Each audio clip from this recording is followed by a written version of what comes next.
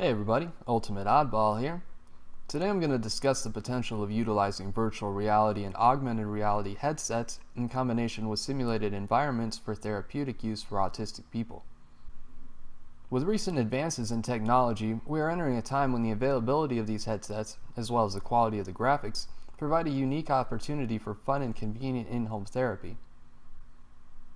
I'm going to go over why I believe this may be an effective avenue for further investigation, as well as some of the potential simulations which might be useful. In the past, I've talked about the potential benefits of video games for autistic people, specifically in the ability to simulate stressful situations in a controlled and comfortable environment with little to no risk involved. While video game graphics have improved considerably, there is still an inherent lack of immersion in sitting in front of a monitor or television set. However, recently a number of virtual reality and augmented reality style headsets have been developed and released. This technology is being used in a number of therapies, especially those addressing phobias and PTSD, but I was unable to find studies looking at its potential to help autistic people. Past studies have indicated that simulation of difficult situations like social interaction, job interviews, and other similar things allow autistic people to practice difficult activities in a way which limits their anxiety and discomfort. This technology may not be viable for everyone, as sensory issues and sensitivities may make wearing a headset problematic, but for some it could prove very beneficial.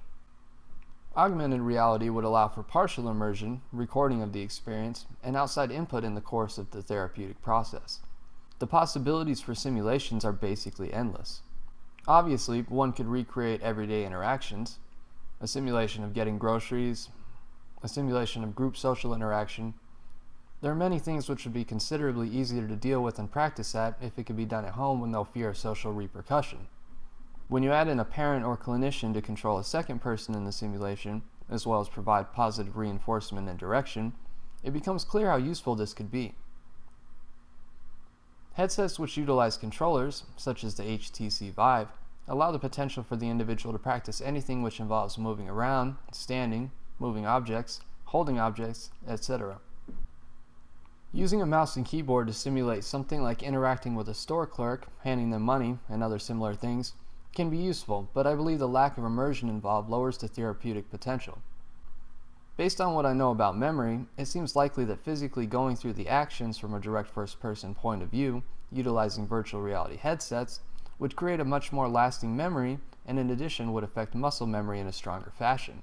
Hopefully this subject will gain further attention in the future, especially as the technology advances and the headsets become cheaper. Well, thanks for tuning in, thanks for coming by, and have a good day. Hey everybody, Ultimate Oddball here. If you want to stay up to date with my videos, click subscribe. I release a new video on Monday, Wednesday, and Friday. I do gaming commentary and review. I talk about my experiences on the autism spectrum, and I share my opinions and thoughts on a variety of matters. My hope is that, through my videos, I can help to dispel some of the misinformation, confusion, and negativity people have regarding autism. Thank you for helping me do that by watching these videos.